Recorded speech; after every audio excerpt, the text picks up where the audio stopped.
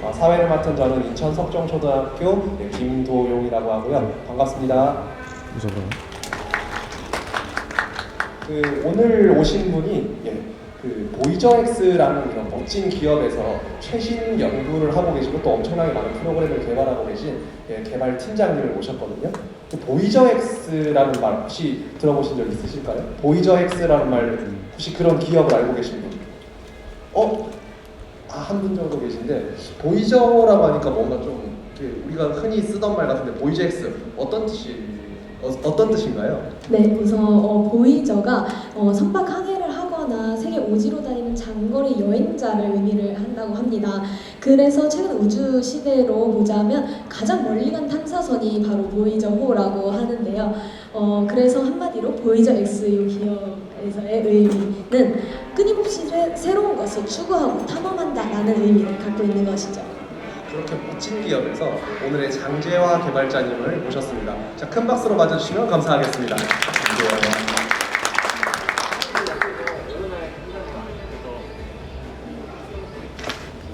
우리 개발자님 모셨으니까 뭐부터 하면 좋을까요? 네, 우선 이렇게 대단한 분을 모시고 행사를 진행하게 되어서 굉장히 영광입니다.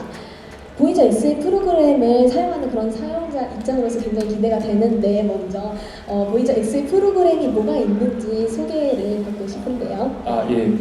저희가 자료를 좀 준비했는데요. 보이저 X는 저희 세상에서 요즘에 세상을 바꾸고 있는 인공지능 기술을 가지고 좀 막연한 것이 아니라 저희 생활에서 어떻게 더 개선할 수 있는 제품을 만들 수 있을까, 거기에 집중을 해서 여러 제품을 만들고 있습니다. 그래서 소개 자료가 너무 긴데 잠깐만 보여드릴게요. 괜찮, 다 보여주셔서 괜찮을 것 같아요.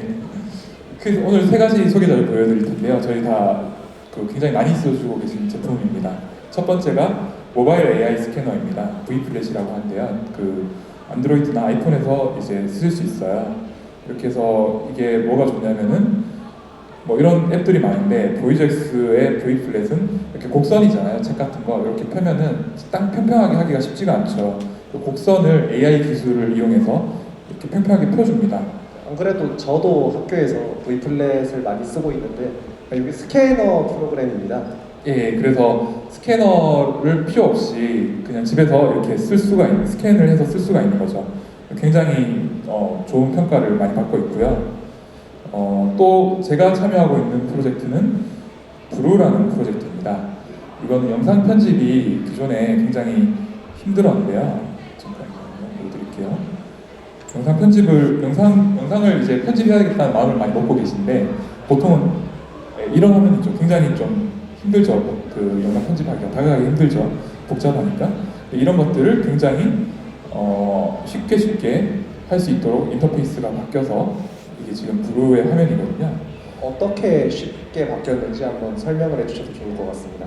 인공지능이 영상의 내용을 일단 쉽게 이해하신다고 생각하시면 됩니다. 그래서 특히 딥러닝에서 RNN 아니 CNN이 이미지 처리 이용했는데요. 이런 것들을 영상에서 단어를 추출해서 이렇게 보여주고, 그 단어에서 자막을 다시 만들어줍니다.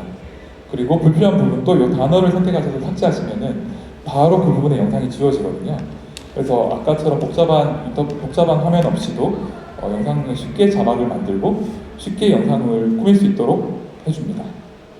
그래서 그 기능만 있는 건 아니고 여러 가지가 있는데, 영상이 좀 긴데요.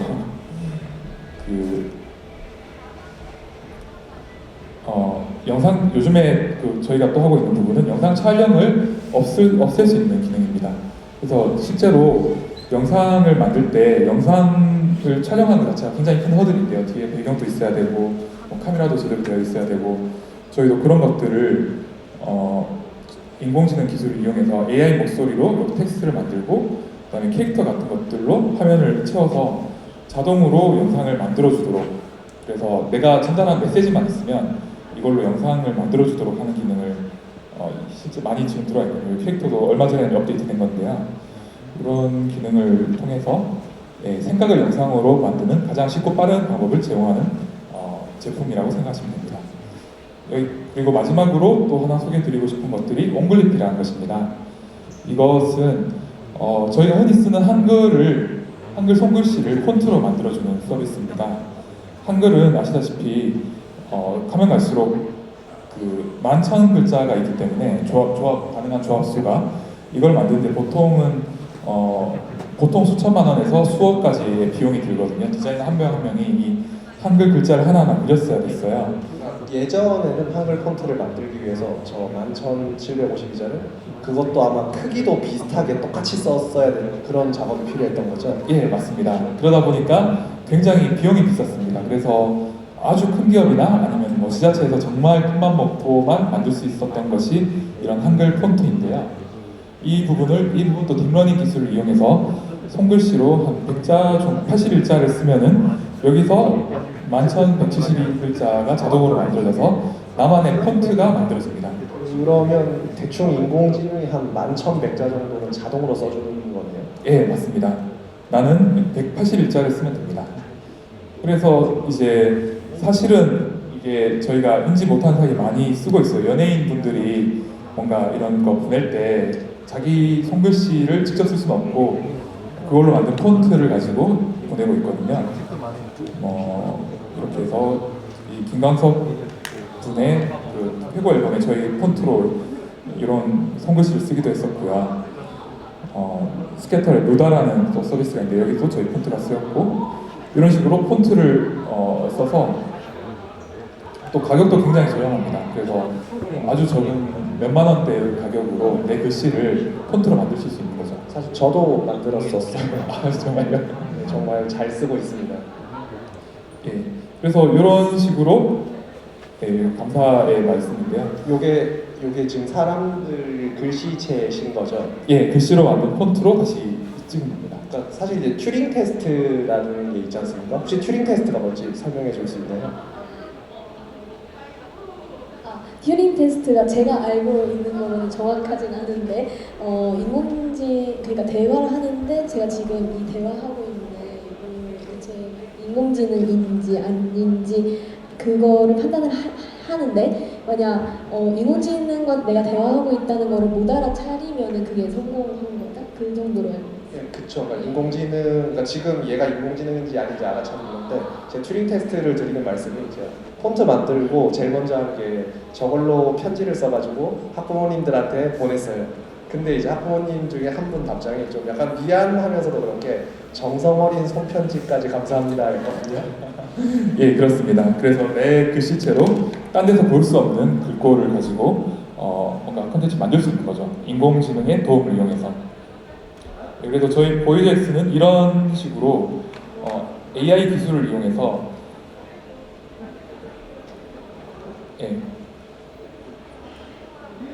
AI 기술을 이용해서 저희 실생활에서 쓰일 수 있는 제품을 만들고 있습니다. 말씀을 들어보니까 뭐 인공지능을 이용한 영상 편집, 또 인공지능을 이용한 스캐너, 또 인공지능을 이용한 폰트 생성까지 정말 보이젝스는 인공지능 그 자체군요. 아, 예, 그렇습니다. 저희가 인공지능이 이제 한 20년 전에 인터넷이 처음 발명됐을 때 그때는 이 인터넷을 가지고 뭘 해야 될지 저희가 모르는 시대였거든요. 그때 아마존도 없었고 네이버도 없었고 다음도 없었고 지금이 그런 시대라고 생각을 해서 이 중에서 사용자들의 삶을 바꾸는 게 가장 큰 게 뭘까 이런 마음으로 계속 하나씩 만들어 보고 있습니다. 인공지능 하면 우리 지금 제 옆에 있는 이채연 학생 고등학생이라서 상당히 인공지능에 관심을 많이 가지고 있을 것 같은데 어때요? 나중에 커서 인공지능 관련된 그런 직업을 가지려는 그런 생각을 해본 적이 있나요? 네, 그럼요. 우선 저도 커서 저도 그렇고 많은 학생들이 굉장히 개발자라는 그런 직종에 대해서 개발자라는 거를 굉장히 많이 꿈꾸고 있는 학생들이 있는데요. 그러면은 이제 개발자가 될 수 있는 여러 방법 그런 거에 대한 소개를 부탁드리고 싶습니다. 개발자가 될 수 있는 방법. 아니면 개발자에 관한. 예. 개발자라는 게 사실은 굉장히 넓습니다. 당연히 그 개발이라는 직군이. 그래서 제가 일단 주의 깊게 들으셔야 되는 것들은 제가 아프리카에 뭐 한 2달 갔다 왔다고 해서 아프리카가 어떠냐 하면 얘기하기 힘들잖아요. 하지만 이제 그 아예 안 가보신 분보다는 조금 더 말할 수 있으니까 그 관점으로 좀 들으시면 좋을 것 같고, 그리고 교차 검증을 할 수 있으면은 같이 하면서 들으시면 너무 좋을 것 같습니다. 개발자가 되기 위한 방법을 잠깐 보셨죠? 네, 우선 네, 짧게. 근데 우선은 왜 개발자가 되어야 되냐가 네. 더 중요한 것 같아요. 왜냐하면 이유가 더 중요하니까.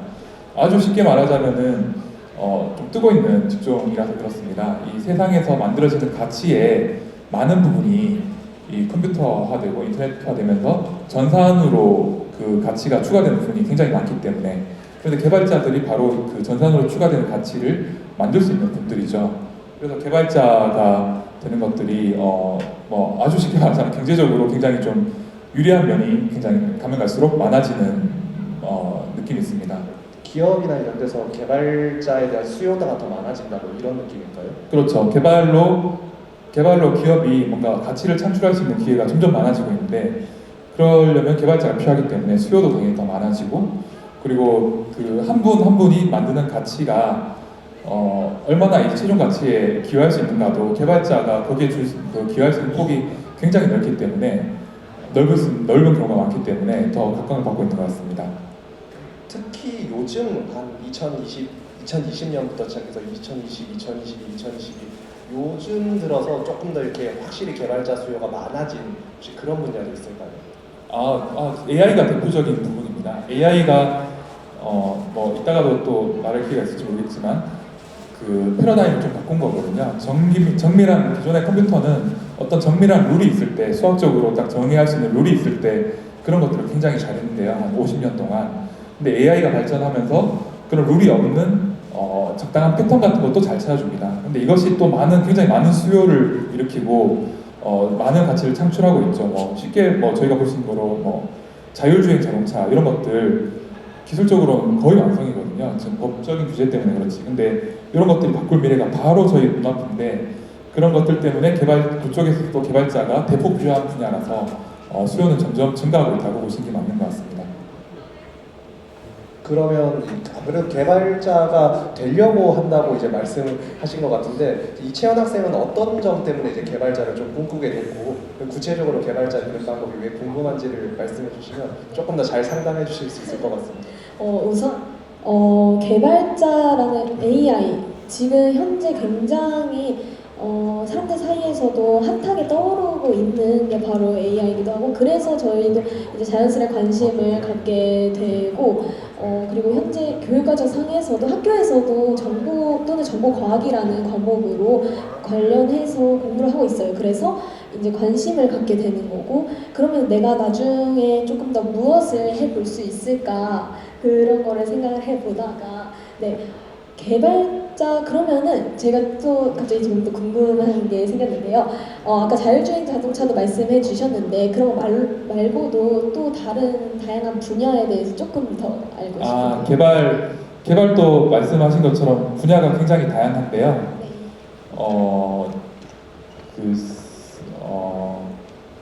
게임 보통 전통적으로 전산이 보통은 다 포함이 되거든요. 요즘에 다 네. 컴퓨터 인터넷으로 돌아가니까 대부분의 회사에서 개발 부서는 다 이미 존재하고 있고요. 하지만 모바일 쪽 이런 쪽 같이 이제 개발로 만들어진 제품이 전면에 나가는 부분도 점점 많아지는 추세입니다. 그래서 게임 개발자나 아니면 모바일 개발자 이쪽으로는 굉장히 많이 보실 수가 있죠. 그리고 많은 이제 인터넷 서비스 무신사 같은 데도 이제 인터넷으로 제품 팔다 보니까 그쪽 관련 개발도 점점 늘어나고 있고.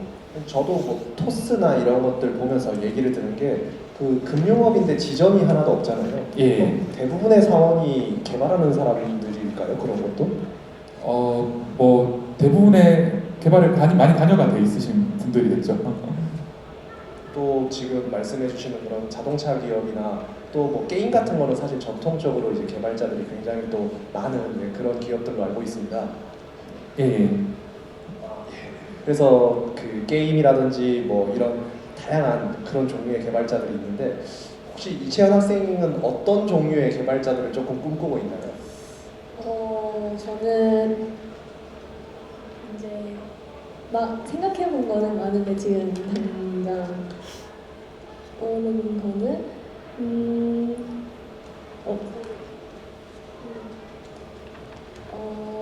아무래도 개발자라고 하면은 저희가 막연하게 생각하는 거는 어떤 프로그램을 만들어 본다라는 그런 의미가 있는데 저희가 계속 얘기하는 것 같은 경우도 교육에 있어서도 여러 앱 중에서도 어떤 문제를 물어보면은 답을 해주는 그런 프로그램도 있잖아요. 그래서 내가 지금 학생으로서 사용을 하고 있는 프로그램, 이 프로그램에서도 개발자가 있구나. 그러면은 내가 이런 모든 사람들이 굉장히 사람들이 만족해하는 그런 프로그램을 만들어보는 그런 개발자가 되면 어떨까라는 생각도 막연하게 했었고요. 네. 사람들이 필요로 하는 그런 프로그램을 네. 만드는 개발자라는 거죠. 네. 아까 언뜻 이제 말씀을 해주셨는데 개발이 크게 또 두 종류가 있다 뭐 이런 식으로 말씀을 해주셨었던 것 같거든요. 그럼 이채원 학생이 하려는 그런 개발자랑 좀 연관지어서 설명해 주실 수 있을까요? 개발을 여러 축으로 볼 수 있을 것 같은데요. 크게 보면은 일반 사용자분들이 만지는 프로그램을 만드는 개발이 있을 수 있을 것 같고요. 그게 아니라 좀 더 뭐랄까 엄청나게 큰 쉽게 말하면 대기업에서 만드는 개발이 있을 것 같고 그 다음에 스타트업에서 만드는 개발이 있을 것 같습니다. 네.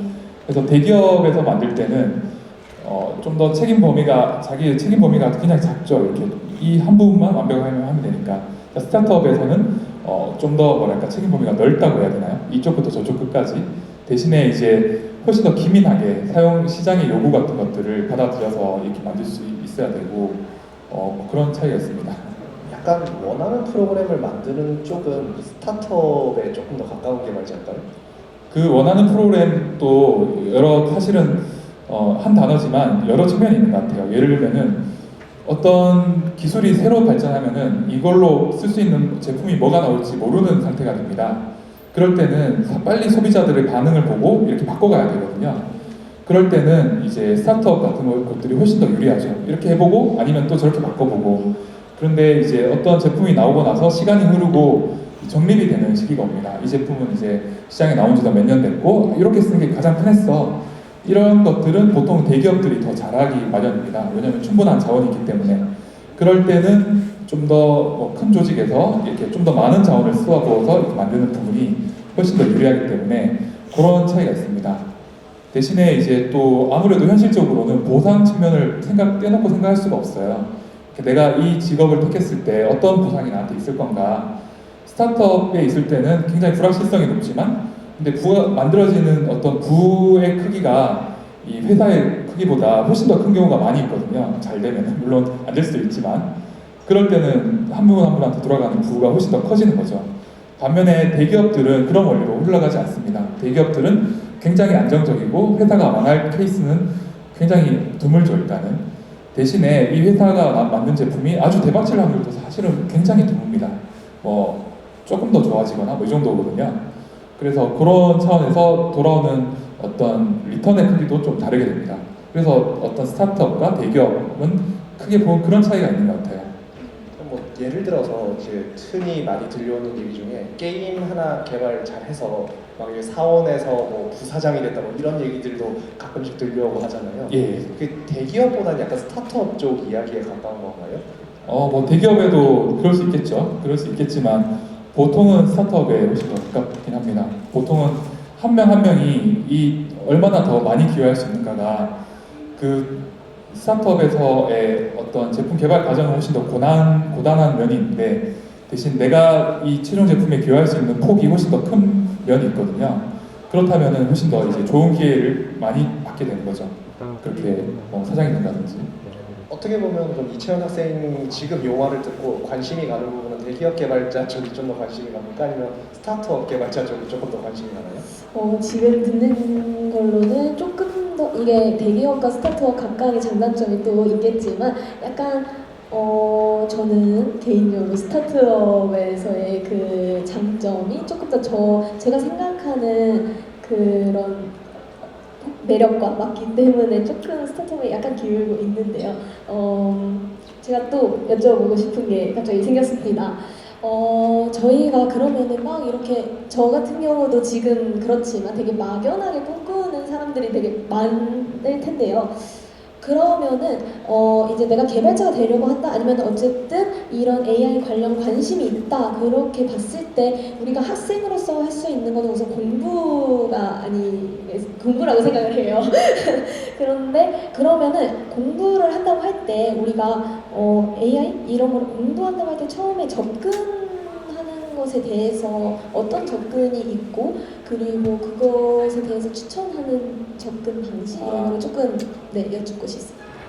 예, 그것도 사실 현실적으로 굉장히 중요한 네. 문제입니다. 지금 뭐 내가 개발자가 되고 싶거나 아니면 우리 네. 아이가 좀 그쪽으로 관심을 가지기를 원하시는 분들이 꽤 있을 것 같은데 저도 저희 아이가 개발을 관심을 가지기를 원하고 있는데 그 크게 보면은 두 가지가 있는 것 같아요. 이제 부분에서 전체로 갈 건가 아니면 전체에서 부분으로 갈 건가.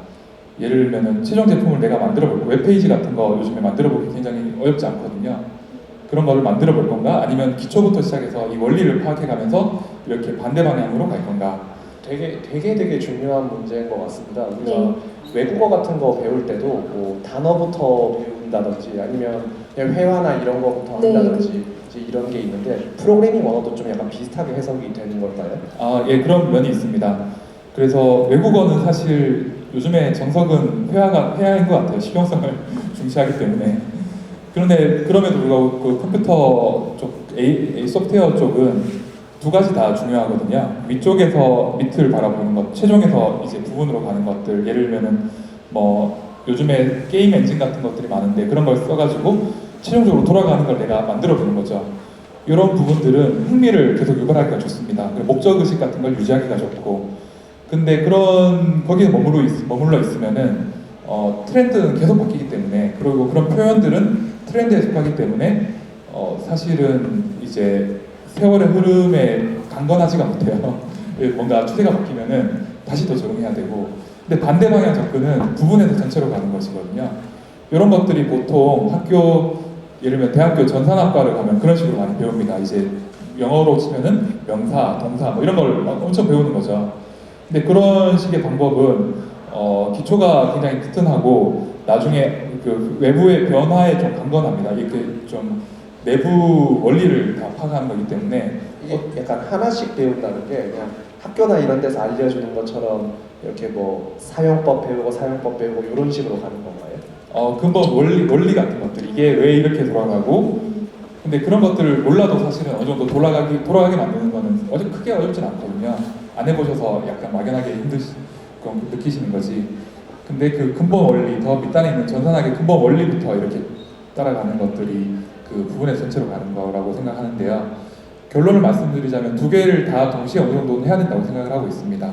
어느 한쪽에 치우치면은 특히 부분의 전체로 가는 것들은 흥미를 잃어버리기가 너무 쉬워요. 그래서 그런 쪽으로 이렇게 너무 이렇게 강요를 하다 보면은 좀 지치기가 쉽고 또 반대 방향은 그 밖에 보이는 것들 뭐 마인크래프트 모드를 만들어 본다든지 이렇게 내가 바로 눈으로 확인할 수 있고 내가 바로 효용을 확인할 수 있는 것들은 흥미를 유발하긴 좋지만 그 트렌드가 바뀌면은 쓸모가 없어진 경우가 굉장히 많습니다. 그래서 양쪽을 다 좀 봐야 된다고 생각하고 있습니다. 그래도 학교에서 배우는 거는 그러면 어떤 것 같아요? 부분에서 전체인 것 같아요? 전체에서 부분인 것 같아요?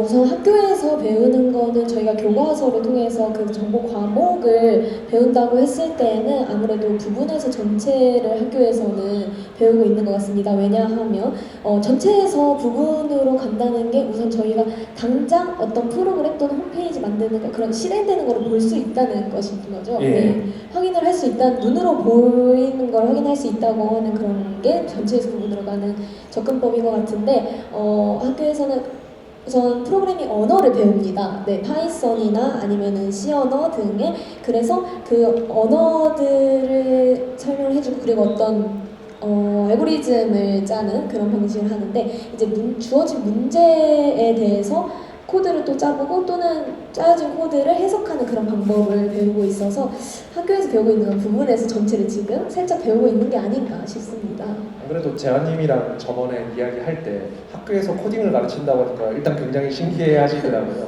그래서 오늘도 한번 같이 둘러봤잖아요. 예. 애들 작품이나 이런 거 보고 좀 어떤 느낌이 드셨는지 간단하게 말해주시면 좋을 것 같습니다.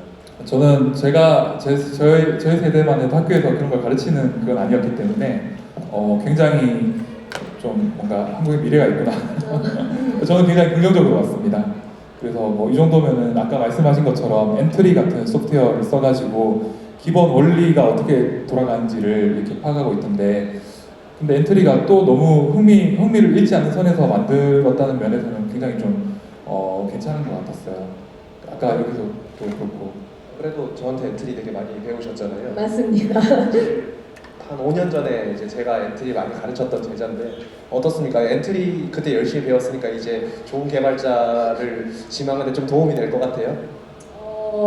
우선 그러니까 이것도 사람마다 같은 엔트리를 두고도 내가 이걸 어떻게 한번 파헤쳐 보냐 그런 거에 따라 또 다를 수가 있겠는데 당장 엔트리 같은 경우는 제 생각엔 되게 학생들 처음에 뭔가 시작을 할 때 딱 관심을 가지기 시작을 할 때 좋은 것 같아요. 되게 우선 당장 보이는 게 있고 그리고 뭔가 우리가 결과물을 낸다기보다는 조금씩 우리가 직접 실행하는 대로 그게 또 나오니까 그런 게 좋은 것 같은데 그러면은 저희가 이렇게 당장 배우고 있는 거와 이런 거에 약간 갭 차이가 생기고 있는데 당장 개발자님 분들 개발자에 관해서 보면은 제가 또 들어본 이야기가 초급, 중급, 고급 이런 개발자가 또 이게 나뉜다고 들었는데요.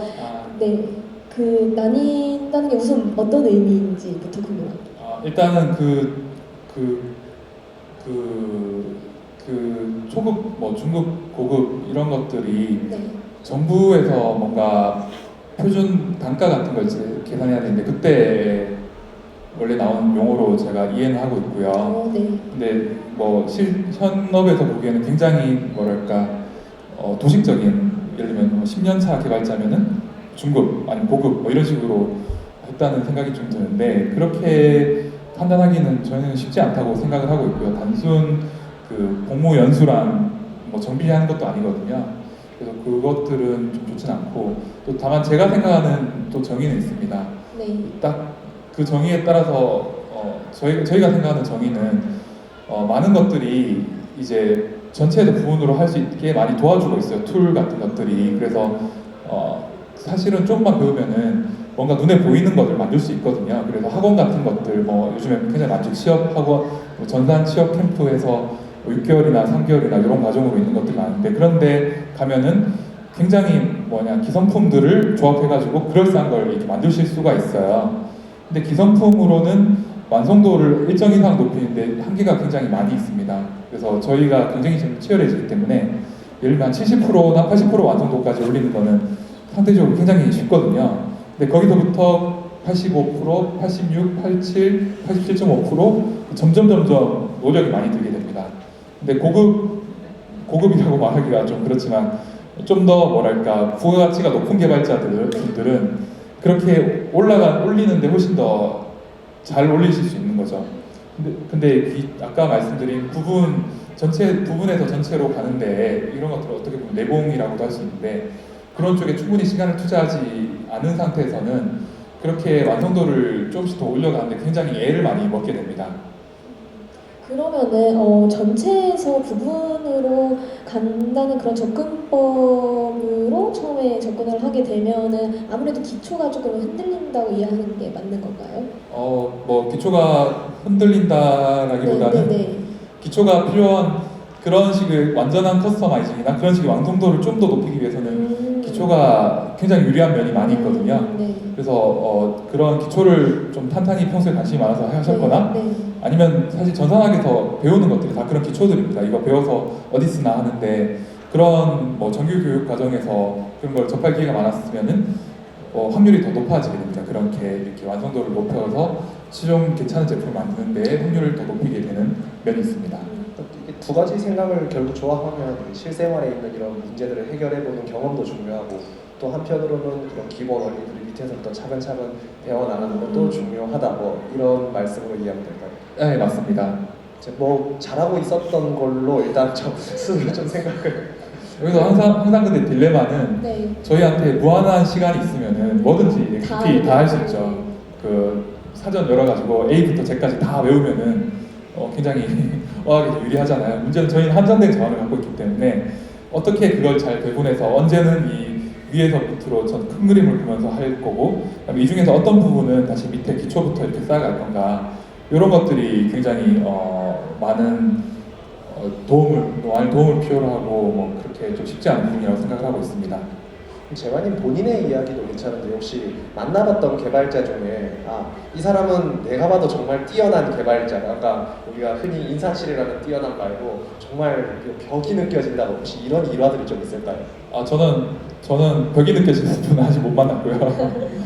하지만 예외 케이스, 보통은 학교 정규 교육 과정을 밟으신 분들, 대학교에서 전산학을 하신 분들이 보통은 그런 뭐랄까 많은 문제를 커버하실 수 있습니다. 눈에 보이는 거를 70% 만드는 것들은 뭐 대충 웬만한 분들도 다 하실 수 있는데, 그걸 넘어서서 정말 풀리지 않는 문제를 하나씩 풀어낸다든지 이런 부분들은 보통 확률 싸움이고, 그런 경우에는 정규 교육 과정을 밟으신 분들이 잘할 수 있습니다. 그런데 뭐 그것도 다는 아니에요. 그런 통계적인 그런 추세인 거고 그런 것들은.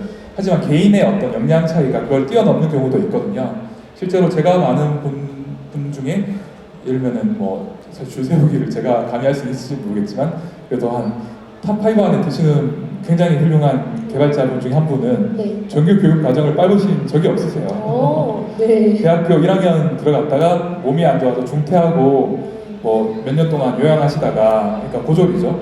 그 상태로 다시 이제 개발을 시작하셨는데 웬만한 분들보다 훨씬 더 잘하셨습니다. 그래서 개인의 항상 그걸로 도시가에서 뭐 학벌이 좋다, 아니면 뭐 이제 전산학이 최고다, 뭐 이렇게 할 수는 없는 것 같아요. 네. 하지만 일반적인 트렌드로 보자면은 안전한 길인 것 같긴 합니다.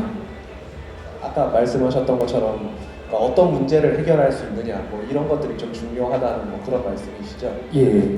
뭐 제가 이제 뭐 인터넷에서 들어봤던 뭐 존 카멘 또 이런 외국 개발자들 뭐 말 들어보니까 뭐 키보드를 USB 1.0에서 2.0으로 바꿨더니 구글의 문제가 하나 해결됐다, 뭐 그런 전설 같은 말들이 있잖아요. 예. 아마 그건 그냥 전설 속에서만 존재하는 걸로. 그런 분들은 존 카멧 같은 분들은 그 교과서를 새로 쓰시는 분이거든요. 그래서 그 3D라는 개념이 별로 없을 때 2D 저희 환경의 제약을 가지고 어떻게 3D를 할 수 있을지 굉장히 창의적으로 만드신 분들이고, 그런 분들은 뭐 사실은 정말 일생에 몇 분 만나기 힘든 케이스이지 않나 싶습니다. 또 개발자분들 중에 또 특이한 분들도 많잖아요. 예를 들어서 파이썬 개발하신 그 비더맨님은 심심해서 개발하셨잖아요. 그렇죠.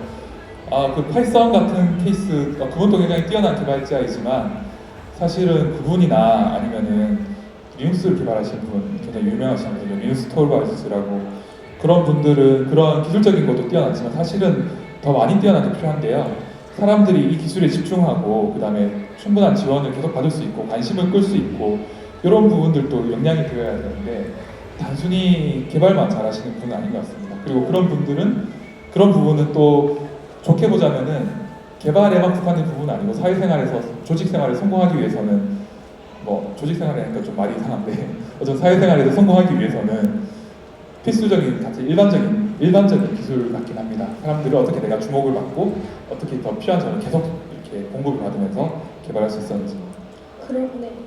네. 그러면은 조금 다시 회사 쪽으로 돌아와가지고 만약 그런 식으로 뭔가 눈에 보이는 성과 그런 게 나타나면 뭔가 훌륭하신 어떤 한 개발자분께서 되게 대단한 프로그램을 만들었다, 다 그런 식으로 뭐가 성과가 딱 나오면은 그러면은 그게 회사에서도 뭔가 대우가 달라지는 건가요? 대우란 것들이 네. 뭐 굉장히 간단한 것 같습니다. 네. 회사에서는 뭐 쉽게 말해서 돈을 많이 벌게 된다면 네. 돈을 많이 벌게 되죠. 일종의 그런 걸 만들면은. 그러면 그 돈을 많이 버는데 누가 가장 기여했는가로 보통 판가름이 나는 것 같습니다. 그래서 제품의 성격도 중요한 것 같아요. 제품의 성격이 어떤 개발자가 기술을 가지고 만드는 부분이 그 제품이 성공하는 데 있어서 큰 역할을 차지했으면은 훨씬 더 대우가 좋아지는 것이고, 그리고 보통 그럴 때의 대우는 저희가 생각하는 대우는 뭐 보너스 이런 정도가 아니라 뭐 스톡 옵션이나 이런 느낌으로 지분 같은 느낌입니다. 그렇게 되면은 네, 스톡 옵션이 제가 얼핏 들어본 것 같기는 한데 정확한 의미를 몰라서 한번 살짝 설명해 주실 수 있으실까요? 스톡 옵션은 회사의 주식이 있지 않습니까? 네. 회사의 가치가 회사에 발행된 주식이 수로 나눈 건데요. 근데 그 주식을 그냥 정해진 값으로 살 수 있는 권리를 스톡 옵션이라고 합니다. 그래서 회사에서도 이 제품을 만들 때 제품 만드는 당시에 이게 잘 될지 안 될지는 모르잖아요. 그럴 때 보통 스톡 옵션을 발행하는 식으로 보상을 많이 줘요. 그렇게 되면은 만약에 이 사람이 만든 게 잘 되어가지고 회사의 가치가 올라갔다. 그러면 이분이 가진 스톡 옵션 때문에 이분이 확보할 수 있는 지분의 가치가 올라가기 때문에 자연스럽게 이렇게 보상이 되는 것이죠. 근데 반면에 열심히 노력했지만 아무 일이 일어나지 않았다 시장에서. 네. 그러면 회사의 가치도 그만큼이 그대로고, 그러면 그 스톡 옵션 발행가에서 더 가격이 올라가지 않으면 사실은 행사를 안 한 거나 보상이 없던 거나 마찬가지거든요. 안 그래도 이 게임 같은 경우에는 사실 게임 하나 개발이자 대박이 터지면 막 개발사가 몇 배로 성장하고 막 그러기도 하잖아요. 예. 그래서 제가 알기로 예전에 넥슨에 계셨던 걸로 알고 있는데 아마 여기 계신 분들도 이름 알고 있는 그 게임을 만드셨잖아요. 예, 크레이지 아케이드라는 게임 만들었습니다. 그때 좀 어떻게 좀 하셨나요? 그것도 대기업과 중소기업의 차이가 있습니다. 지금 회사는 한 60명 정도였는데 지금 제가 다니고 있는 보이제엑스는, 넥슨은 그 당시에도 대기업이었어요. 사실 대기업들은 보통 그런 식으로 물론 게임의 성과는 굉장히 커가지고 저희가 많은 보상을 받긴 했는데 그게 예를 들면 연봉 정도의 보상을 계속 제가 있을 동안 받았거든요. 그런데 그때는 스톡 옵션 형태는 아니었습니다. 그래서 대기업들은 보통은 그런 식으로 하진 않는 것 같긴 해요. 그럼 스톡 옵션의 형태라는 거는 보통 스타트업 기업, 그러니까 그런 기업에서 다루는. 예, 그렇죠. 일단 스타트업들은 줄 것이 이렇게 많지 않기도 하고요. 그리고 기업 가치란 것들이 사실 훨씬 더 냉정하게 보자면 또 정확한 보상인 측면도 있어서 보통 작은 스타트업은 보통 그런 식으로 보상을 하게 됩니다. 약간 스타트업은 내가 이 회사를 키워서 나도 한몫할 수 있다 이런 느낌인데. 그렇죠. 너무 뭔가 좀 불경한 말이지만 맞습니다. 대기업은 그에 비해서 약간 시스템적으로 이렇게 제가 일을 하는 그런 부분이군요. 예, 대기업에서 중요한 거는 한 분이 이 모든 걸 해낸다기보다는 집단적으로 이렇게 모아가지고 제품 만드는 걸 훨씬 더 선호하기 때문에 보통은 대기업에서는 그런 식으로는 잘 이루어지지 않는 것 같습니다. 혹시 재환님이 저희가 평소에 어떻게 일하는지가 조금 궁금해서 지금 보니까 노트북 언뜻 가져오셨던 것 같은데 예. 혹시 바탕화면 보여주실 수 있나요? 그럼요.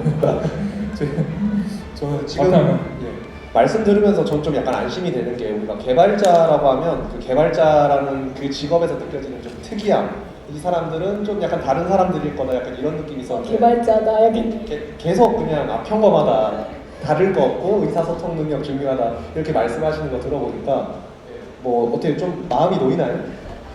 아무래도 막상 그쵸. 개발자라고 하면은 오 대단하다, 우와 신기하다 이 정도에 그쳤지 저희가 직접 뭔가를 볼 수는 없었을 텐데 지금 제 컴퓨터가 연결되나요? 예, 이게 지금 제 바탕화면이고요. 생각보다 우리랑 별로 안 다르네.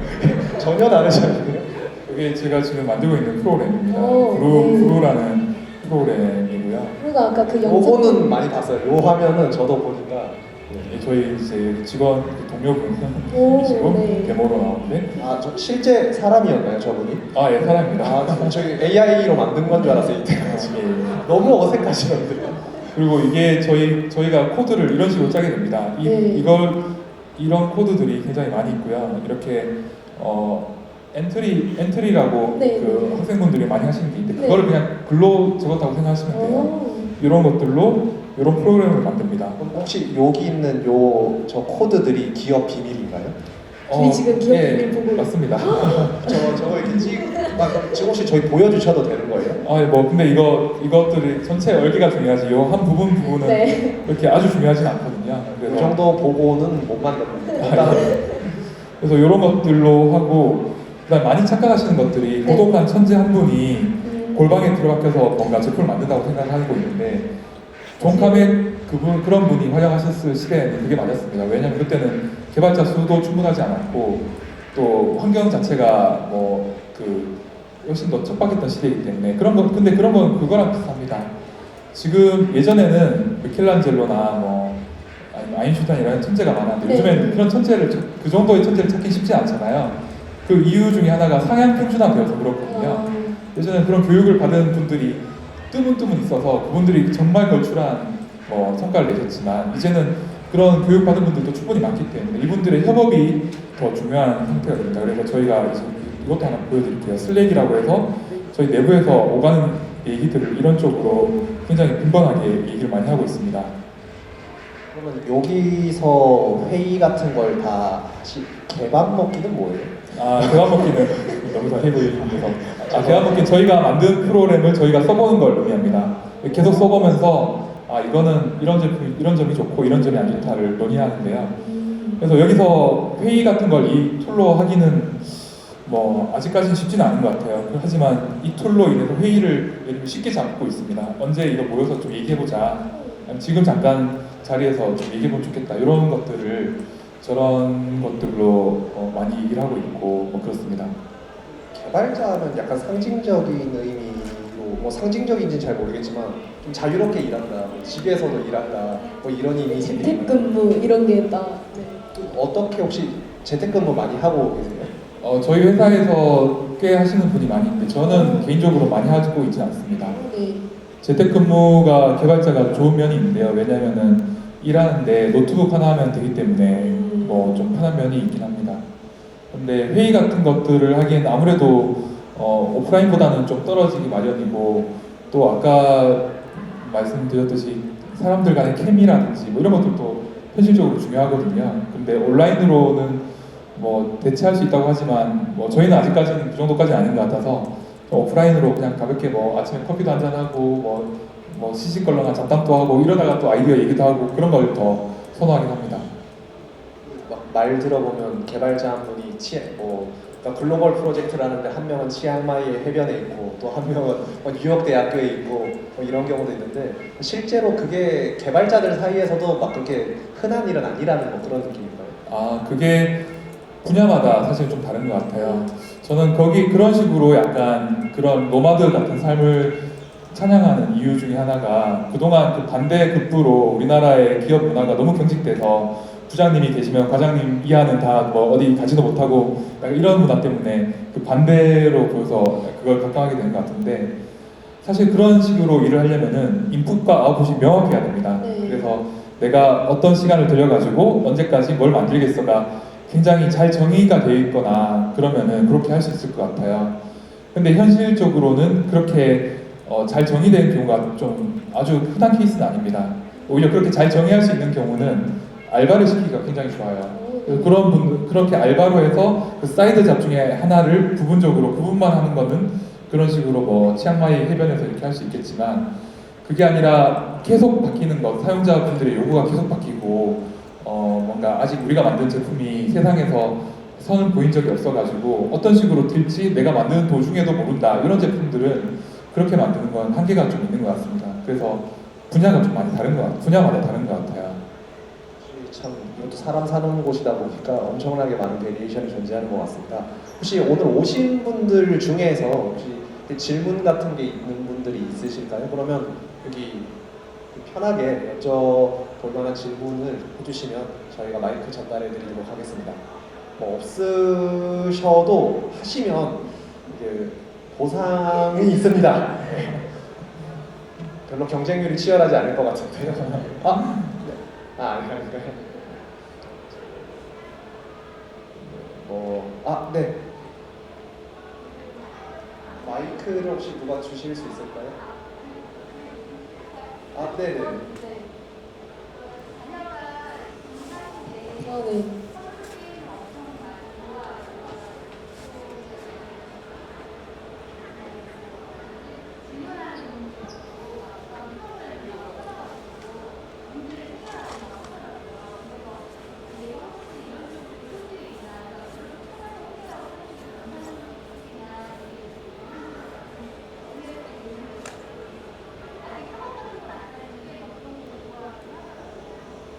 컴퓨터 문제 같은 것들을 스스로 해결하고 그런 걸 또 좋아하시는.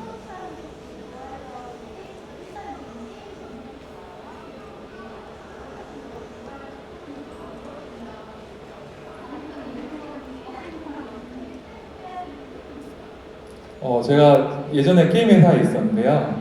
게임 회사에서는 그런 난 라면만 먹어도 좋다 이런 분들이 사실 굉장히 많아요. 나는 업 자체가 너무 재밌는 거예요. 게임 개발하니까 네. 내가 학창 시절에 푹 빠져있던 게임을 직접 만드니까. 근데 뭐 그런 거랑 비슷한 것 같습니다. 영화 보는 걸 좋아하는데 영화 찍는 걸 좋아하는 사람이 영화 보는 걸 좋아하는 분들 중에 있겠지만 반드시 일치는 아니거든요. 그래서 뭐 그런 가능성은 있겠지만 그걸로 소질 있다 이렇게 알기는 사실 쉽지는 않을 것 같고요. 하지만 게임 만드는 것은 또 약간 하는 거랑 좀 다르거든요.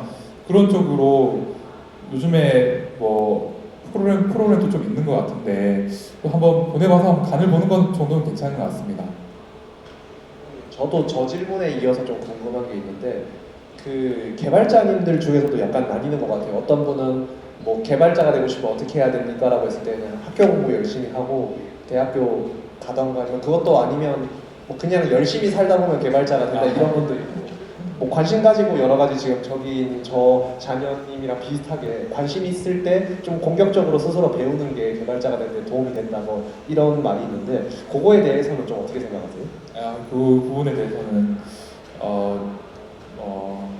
일단은 이런 얘기를 들으실 때는 교차 검증이 필수고요. 제 주관이 너무 강하게 들어가기 때문에 정규 교육 과정은 평판을 치는 과정이라고 생각합니다. 네. 그게 나라 차원에서 보자면은 정규 교육 과정 코스를 빨는 게 가장 많은 아웃풋이 나오는 것 같아요. 근데 그것들은 뭐랄까 잘 못하거나 이렇게 어디 잘못된 길로 빠지기 쉬운 학생들을 올리는 어떤 그런 순기능도 있지만 반대로 자유롭게 풀어놨을 때 너무너무 잘할 아이를 이렇게 끌어내리는 기능도 있다고 생각을 하거든요. 내 아이가 어디에 속할지 그게 너무 중요한 것 같고요. 저는 그럼에도 불구하고 요즘에 뭐 예를 들면 암기식 교육 이런 것들이 네. 좀 약간은 이렇게 좀 천대받는 분위기인데 예전에는 그게 너무 컸다면은 저는 뭐 그것들이 가지는 순기능이 꽤 있다고 생각합니다. 근데 저라면은 너무 뭐랄까 이게 뭐 대학교도 안 가고 뭐 하고 싶은 걸 하겠어 이것보다는 대학교 가서 그냥 개발로 치자면 전산 공부 하는 게 낫지 않을까. 그리고 뭐 인생을 약간 즐기는 타이밍이기도 하고 대학생이 그래서 뭐 그런 식으로 할 것 같긴 합니다. 그래도 보이저엑스는 그 대학생 인턴들도 또 많이 모집하고 있지 않습니까? 예. 대학생 인턴들 대우도 좀 괜찮았던 것 같은데 저희 대학생 인턴 그 월급이 공개되어 있는데요. 대학생 한 330인가 저도 정확히 기억은 안 나지만 그 정도로 공개되어 있습니다. 근데 이 선은 요즘에 개발자 그러니까 인턴에서 정직원으로 전환되면 바로 급여 테이블이 올라오고요. 요 테이블은 뭐 아주 높은 그것까지는 또 아닙니다. 그래서 그 개발자들의 수급이 계속 안 맞기 때문에 요즘에 또 최근에 스타트업에 약간 한파가 불고 있긴 한데 그럼에도 불구하고 아직까지 개발자가 더 많이 필요하고 저희도 거기에 맞춰서 이렇게 대우를 좀 하려고 하고 있습니다. 아무래도 저희 때랑은 그 인생의 일반적인 곡선이 좀 다른 것 같습니다. 뭐 20살 돼서 대학 가고 군대 입영 가고 26살에 졸업해서 입사하고 이런 거랑 뭐 대학생 인턴이 330이라니 약간 제 통장 잔고를 한번 회고하게 되는 그런 금액이었는데 또 혹시 또 궁금하신 질문이 있으면 네.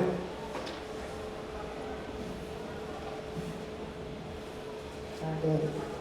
저희 아이는 이제 예비 중학교 1학년이고요. 제 양쪽에 계신 분들은 이제 저희 초등학교에서 그 소프트 동아리를 해서 이제 오늘 참석을 하게 됐는데요.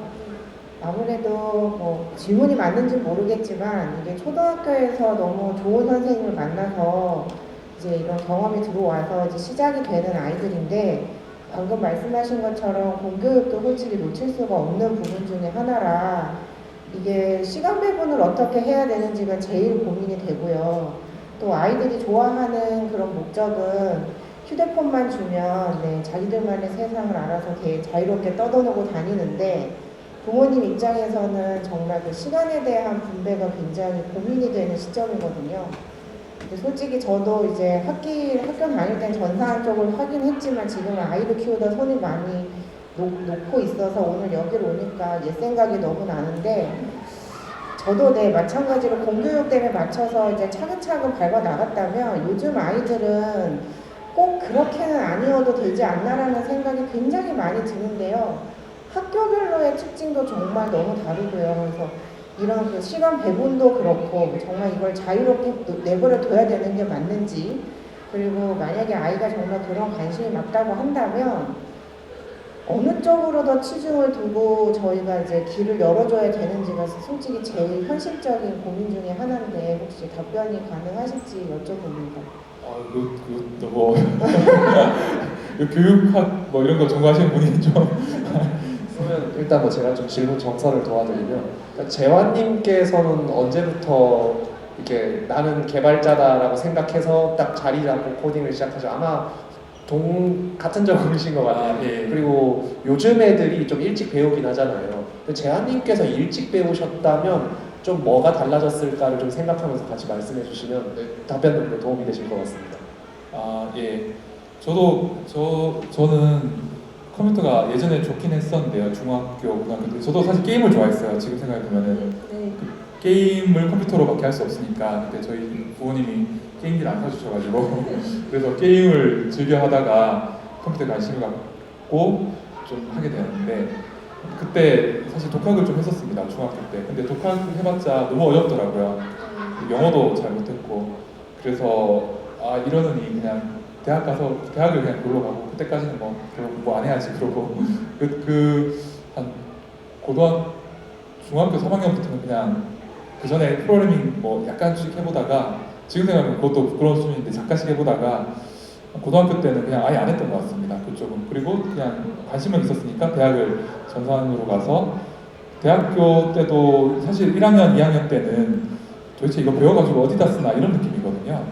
도저히 저도 학비가 굉장히 비싼 학교를 다녔는데 뭐 내가 이거 이만한 값어치가 있나라는 회의를 굉장히 많이 하면서 들었어요. 근데 2학년 마치고 병역 특례를 하게 됐습니다. 그래서 실제로 회사에서 일을 하게 된 거죠.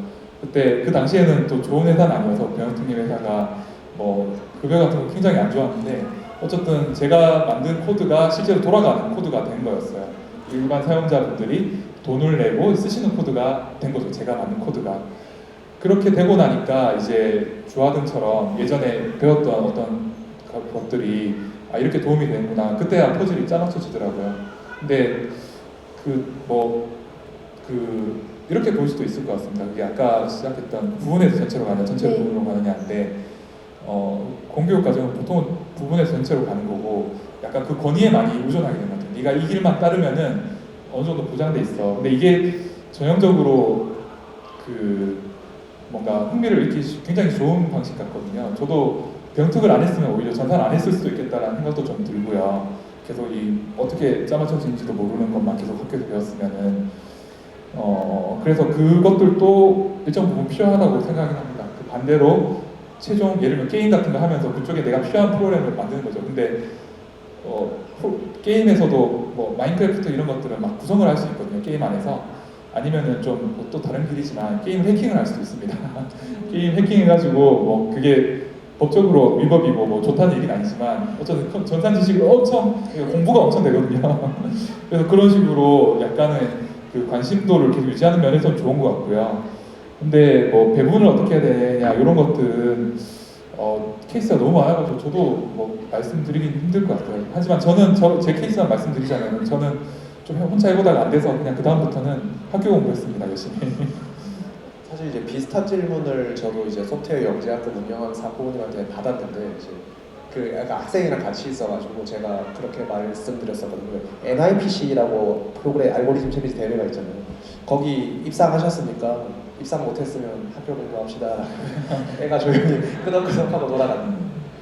대회가 우선인가요? 그러니까 대회가 우선이라기보다 그러니까 좀 약간 그러니까 좀 평범하지 않다, 비범하다, 약간 이런 게 있습니다. 예를 들어 지금 옆에 앉아 있는 이 학생도 비범한 학생이었거든요. 제가 6학년 때 가르쳤을 때 무슨 6학년짜리가 새벽 3시에 저한테 파이썬 코드 안 되는데 질문 좀이라고 했는데 이제 그런 친구인데도 학업을 게을리하지 않아서 훌륭한 다들 가고 싶어하는 고등학교에 가서 열심히 재학 중입니다.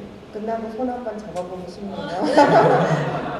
그러니까 이게 되게 자유로운 거를 두는 게 맞는 건지 이건 정말 계속 다른 부모님들도 똑같은 고민일 것 같긴 한데요. 그냥 마이크 잡은 김에 한 가지 더 부탁을 드리고 싶은 건 이제 이런 기회가 생겼다면 이게 초등학교에서만의 이제 그런 재미가 아니라 진짜 중고등학교까지 연결될 수 있는 그런 연결고리가 되기를 저는 응원을 해요. 그래서 선생님들께서 다들 열심히 애들도 써주시겠지만 여기 계시는 관계자분들께서도 이제 한 학교의 특색만 생길 것이 아니라 이게 좀 계속 차고 넘쳐서 가까운 학교에서도 이제 아이들이 좀 뻗어나갈 수 있는 그런 수업이 연장됐으면 좋겠습니다. 감사합니다. 이런 거 하면서 저희도 많이 사실 배우는 것 같습니다. 이게 제가 이제 16년도, 17년도에 석사 마치면서 이제 그때 막 그 말 했었거든요.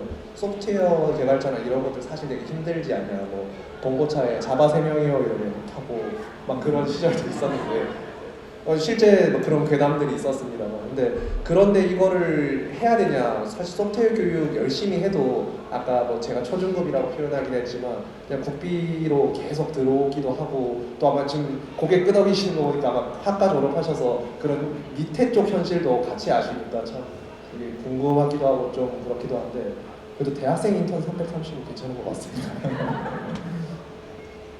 사람 구하기 힘든 시대인데 보이저엑스에 어떻게 이런 인재들은 어떤 식으로 좀 모으나요? 아 글쎄요, 저희도 인턴이란 기회를 많이 줘서 인턴은 복권 같은 느낌이 있거든요.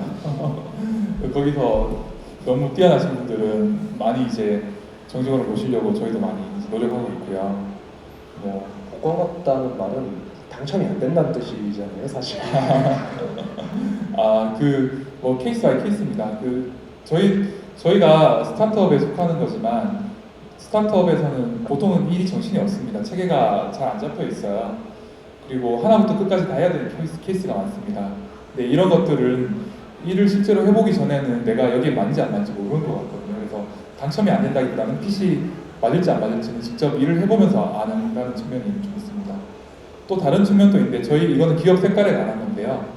저희들은 연구를 위한 연구를 보통 안 해요. 그 B2C, 그러니까 일반 사용자분이 접하시는 프로그램 제품을 만들기 때문에 뭔가 그 기술의 끝판왕이 되겠다 이런 욕심 별로 없거든요. 기술을 아무리 잘해도 사람들이 안 쓰면 그만이라서 이런 것들도 개인의 성향이 굉장히 많이 좌우가 됩니다. 그래서 내가 내 능력이 얼마나 뛰어난지 이게 또 축이 여러 가지 있을 텐데 그 뛰어난 능력을 저희 회사랑 핏이 잘 맞는지도 굉장히 중요하기 때문에 그래서 복권이라는 개념보다는 핏이라는 개념으로 확인해 주시는 게 더 좋을 것 같습니다.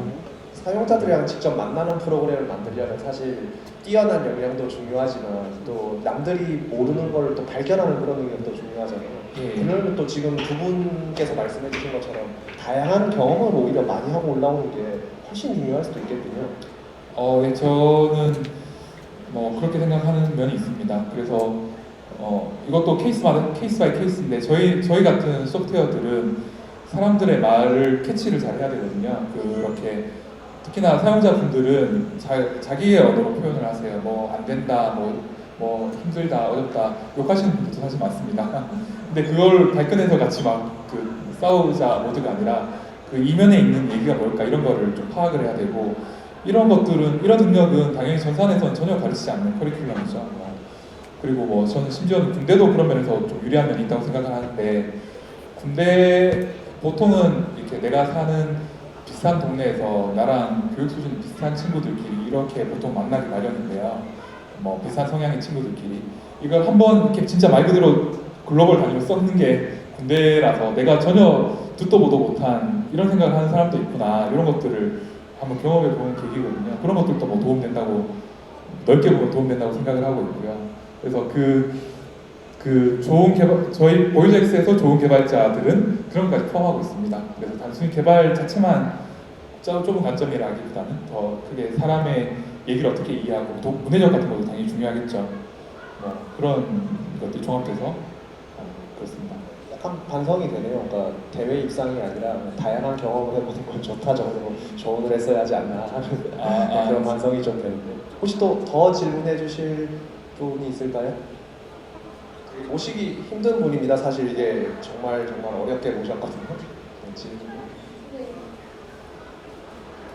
아, 그러면 대학교 과들이 많잖아요. 어떤 과로 좀 이렇게 들어가야 되는지 좀 말씀 좀 해주세요. 개발자가 되기 위한 네네. 전공 말씀이실까요? 글쎄요, 뭐 이런 것들이 당연히 맥락이 너무 중요해서 이 개인의 성향이 어떨까를 따르는 건데, 그냥 안정적인 거는 전산학과겠죠. 제일 안정적인 게 전산학과이고요. 하지만 저한테 뭐로 갈 거냐, 저한테 어디로 갈 거냐. 제가 물론 저는 전산학과 나왔습니다. 근데 시계를 되돌려서 거기서 안 나온 상태로 내가 기초를 밟을지 얼마나 밟을 수 있을지는 저도 미지수긴 한데 지금 배부른 상태에서 얘기하자면 전 영문학과나 심리학과나 이런 쪽에도 관심이 좀 많이 있습니다. 그런 쪽으로 가는 것들이 좀 약간 사람을 위하는데 좀 약간이라도 좀 도움되지 않을까? 그런 생각도 있네요. 근데 이런 것들은 너무 개인적이고 너무 뭐랄까 케이스 바이 케이스라서 약간 교차 검증이 필요한 것 네, 같긴 네. 합니다. 저도 똑같을 것 같아요. 저한테 대학을 다시 간다고 하면 교대를 안 왔을 수도 있을 것 같은데 이게 재밌는 게 이제 질문 들으면서 저도 생각이 든 게 저는 이제 교대에 오겠다고 결심했을 때가 이제 수능 성적표 받고 결심을 했거든요. 전혀 사명감이나 이런 것들이 일찍 갖지 않았고 비교적 굉장히 늦게 가졌습니다.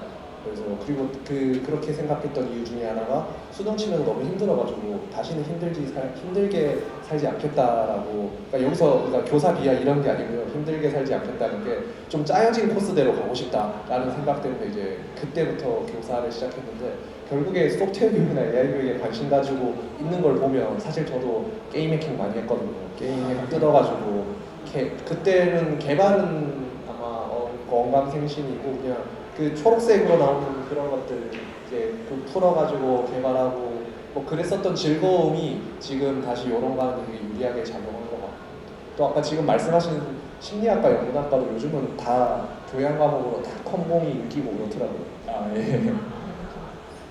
전자공학과 이런 데는 아예 그냥 커리큘럼 절반 이상을 사실 컴퓨터로 넣어보기 또 유리한 부분들이잖아요.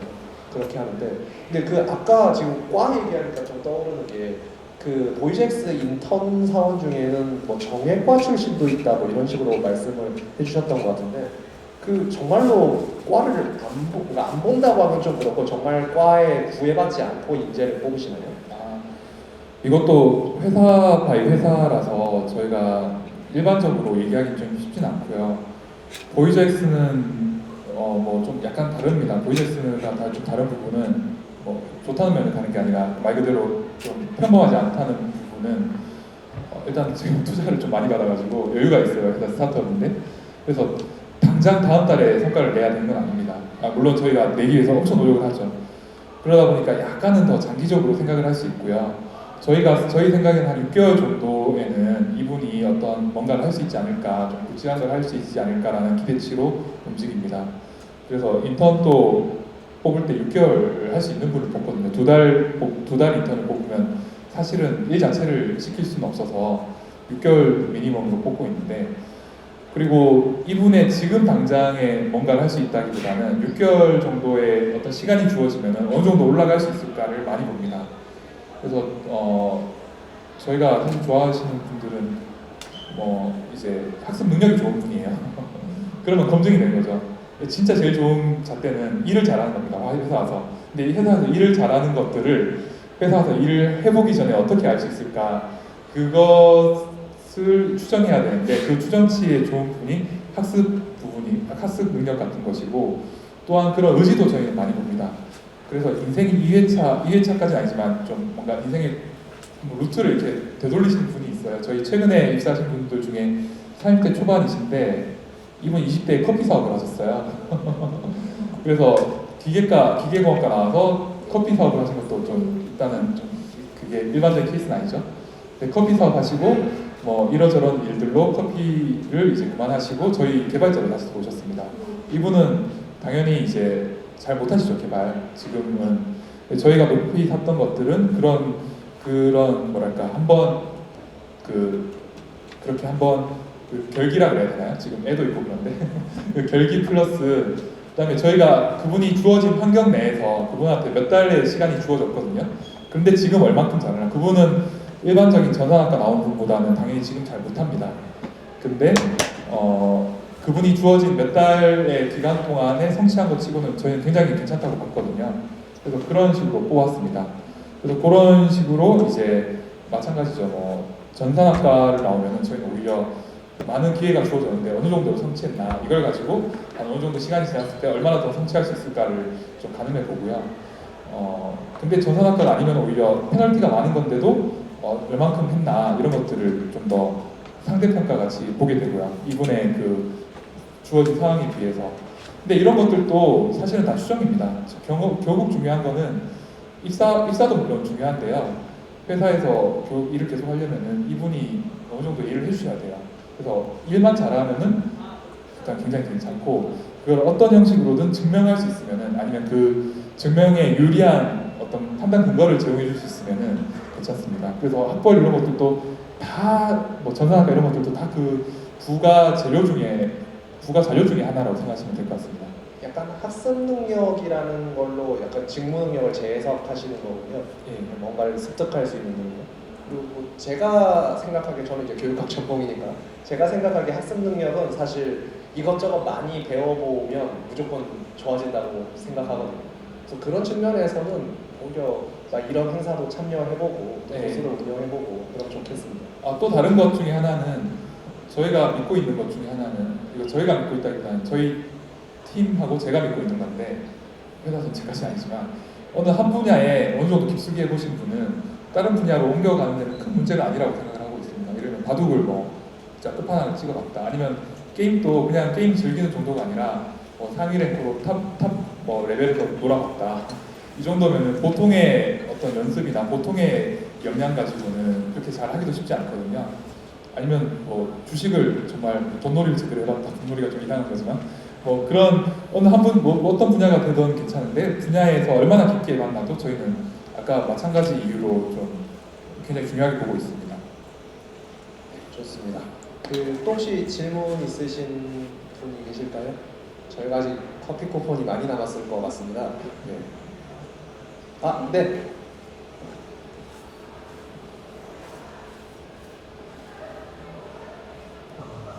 네, 반갑습니다. 예전에 저희 제자가 한번 물어본 적이 있어요. 자기는 게임 개발자가 되고 싶다는데 그때는 사실 인공지능이나 이런 쪽에 전혀 저는 문외한이었고 전혀 모르는 좀 세대가 좀 지난 제자인데 지금 뭐하고 살고 있는지 모르겠습니다. 근데 그 제자가 게임 개발자가 되고 싶은데 어떤 거를 잘하면 되냐고 저한테 물어보더라고요. 그래서 제가 잘 모르겠다 했는데 그 다음 주인가 제가 소개팅을 나왔어요. 그래서 소개팅에 나왔더니 무슨 개발을 하시는 분이라고요. 도대체 동공으로 어떻게 해가지고 한다는데 딴 건 안 물어보고 제가 저희 제자가 물어보는데 뭐 잘하면 되냐고 물어봤거든요. 그래서 그 다음에 애프터 못 받았습니다, 사실. 그래서 뭘 잘하면 되는지 궁금해서 여쭙습니다. 네. 이게 어떤 뭔가를 만들 때 그 만드는 것에 그 단계가 참 중요한 것 같아요. 그 만들 때 뭐가 제일 중요한가? 어떤 저희가 제품을 만드는 거잖아요. 이 제품을 만드는데 가장 필수적인 요소가 뭘까? 그래서 같은 게임이라도 시대에 따라 다른 것 같아요. 제가 했을 때도 그렇고 제가 게임 만들기 사실은 한 10년쯤 전부터 게임이랑 굉장히 각광을 받았거든요. 그때 게임 만들 때 제일 중요한 건 기술이었습니다. 그러면은 기술을 공부를 많이 하는 것들이 정말 대성할 수 있는 방법이었죠. 근데 기술이 사양 평준화되고 나서는 기술은 기술 안정적인 방법입니다. 기술 없이는 게임 만들 수 없으니까. 그래서 기술을 배우면은 안정적인 방법인데 정말 대성하려면은 게임에서는 이미 기술이 중요하다. 제가 사실 종사자가 굉장히 많은데 딱 섣불리 말하기 힘들지만 기술은 점점 상향 평준화되어 있고 그러면 뭐가 더 중요하냐? 저희는 게임은 지금 생각으로는 걸그룹하고 그냥 비슷한 것 같습니다. 걸그룹 안무나 노래 잘한다고 뜨는 게 아니잖아요. 뜨는 거는 또 다른 차원의 뭔가 키라든지 이런 것들이 좀 필요한데 그런 것들이 없기에는 대성까지는 좀 쉽진 않지 않나 이런 생각을 좀 하고 있어요. 그래서 근데 하지만 게임이 기술이 예전만큼 중요하지 않다 뿐이지 그래도 필수적인 거거든요. 그래서 뭐 그 게임 개발하는 데 있어서 개발자가 그 여러 직군이 막 섞이는데 디자이너도 있고 기획자도 있고 배우가 평균적으로 제일 좋은 것도 대개발자이고 여전히 중요하기 때문에 그런 상태가 있습니다. 그래서 개발을 하고 싶으면 개발을 하고 싶고 거기 중추적인 역할을 맡고 싶으면은 거기에 대한 독자적인 어떤 끼라든지 아니면 뭐 그 감 같은 게 일단은 제일 있으면 너무너무 좋을 것 같아요. 근데 그게 아니더라도 기술 게임 개발하기 위해 필요한 기술은 뭐냐 하면은 정해진 게 많이 뻔히 있거든요. 뭐 3D라든지 모바일 쪽 개발이라든지 아니면 뭐 네트워크라든지 이런 몇몇 그 종목인데 이런 것들을 하는 게 좀 도움이 되지 않을까 싶습니다. 사실 게임 개발 같은 경우는 디자이너나 뭐 원화가 또 게임 스토리텔러 그리고 최근에는 뭐 게임 베타 테스터 자체가 또 직업인 경우도 많아서 비개발자, 그러니까 비프로그래머 개발자도 많은 것 같아요. 게임 같은 경우. 예. 제가 요즘 즐겨보는 유튜브 채널 중에도 그런 분들이 또 많고 또 그러니까 이게 관련해서 좀 재밌는 대담인데 예전에 저희 때 게임을 열심히 해서 너 커서 모델내라고 하면 꼭 말 안 듣는 애들이 저 프로게이머 할 때 네. 어떤 데가 있었는데 근데 그런 친구들한테 교사로서 많이 해줬던 말이 너 잘하냐? 너 얼마나 하냐? 이런 거였는데 요즘은 그런 질문 나오는 거를 먼저 차단을 하더라고요. 저 게임하는 유튜버 할 건데요. 잘하냐? 웃기게만 하면 되거든요. 사회가 되게 다원화되는 것 같습니다. 아, 예, 맞습니다. 또 혹시 좋은 질문을 해주실 분들이 네 저기 뒤에 한 분 네. 질문해주신 분들께는 커피 쿠폰을 꼭 지금 마이크 받으시면서 핸드폰 번호와 같이 교환 좀 해주십시오. 안녕하세요. 저는 중학교에서 정보를 가르치고 있는 교사인데요. 제가 이제 학교 학생들 중에 저는 이제 엔트리라는 프로그래밍 언어로 교육용 프로그래밍 언어로 가르치고 있는데 하다 보면 정말 이제 특출나게 잘하는 아이들이 몇 명 보여요. 근데 이제 그 학생들 중에 엔트리를 하다가 이제 텍스트 프로그래밍에 관심이 있어서 넘어오는 애가 있는 반면에 엔트리만 막 엄청 드립다 파는 애가 있더라고요. 그러니까 이제 엄청 잘하고 제가 보기에 얘는 와 진짜 좀 생각하는 게 다르다라는 느낌이 드는데 텍스트 코딩을 제가 이렇게 살짝 맛을 보여주면 약간 이렇게 좀 피하는 네. 그래서 막 정말 기발한 작품들을 많이 만들어내고 하는데 얘를 좀 텍스트 코딩 쪽으로 한번 인도를 해주고 싶다라는 생각이 드는데 이게 길을 잘 못 찾겠는 거예요. 그래서 어떻게 하면 이 학생이 좀 그런 방향으로 흥미를 가지고 나아갈 수 있을지 어떻게 좀 흥미 있게 접할 수 있을지 좀 고민이 됩니다.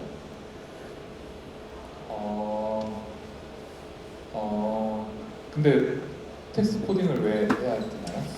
그러니까 이제 좀 제 입장에서 그냥 좀 아쉬운 거죠. 약간 좀 텍스트 코딩으로 할 수 있는 게 많은데 사실 그 블록형 프로그래밍 언어는 사실 좀 제한적인 게 많잖아요. 그래서 좀 더 넓게 좀 이 친구가 자기의 창의력을 펼쳤으면 좋겠는데 그런 게 좀 아쉬워서 그냥 이렇게 제 개인적인 그런 질문입니다. 글쎄요. 글쎄요. 뭐 관심사는 다 다를 수 있는 것 같아서 뭐 그거를 이렇게 원하지 않는 분에게 뭔가 하는 건 보통은 좀 쉽지 않은 것 같아서 근데 그나마 좀 좋은 거는 뭐랄까 논리적으로 사고하고 이런 거 자체에 거부감이 없다면은 내 생활에서 직접 쓸모가 있는 프로그램을 만들 때 보통은 굉장히 좀 오래가고 흥미를 계속 유지할 수 있는 것 같거든요. 그래서 뭐 웹 서비스 같은 것들 나만의 시간표로 만들기 아니면 뭐가 돼도 좋은데 아니면 뭐가 있을까요? 알람을 자동으로 꺼주는 거 아닌가든지 저는 핸드폰으로 컴퓨터 켜고 끄는 거를 한 중2 때좀 만든 것 같아요. 그냥 좀 빠져 있어요. 그래서 그런 모바일이 요즘에 굉장히 많이 쓰이니까 근데 모바일 프로그램 중에서도 뭐 엔트리 정도로 쉬운 건 아니지만 어쨌든 요즘에 대세가 그 노코드라고 해서 이렇게 좀 조합만 하면 프로그램 만들 수 있는 것들이 좀 있는데 그런 것들을 좀 소개시켜 주는 정도는 뭐 할 수 있지 않을까 뭐 그런 생각을 해봤습니다. 근데 어쨌든 중요한 거는 내 실생활에서 실제로 쓰이는 거를 할 때 보통 집중도가 높기 때문에 그런 것들 어떻게 그 교집합을 찾을 수 있을까가 관건이지 않을까 싶습니다. 그나마 논리적으로 사고하는 걸 좋아한다는 게 큰 다행인 것 같긴 한데 예. 이제 약속한 시간이 돼서 오늘 너무 귀한 말씀 많이 나눠주셔서 감사합니다.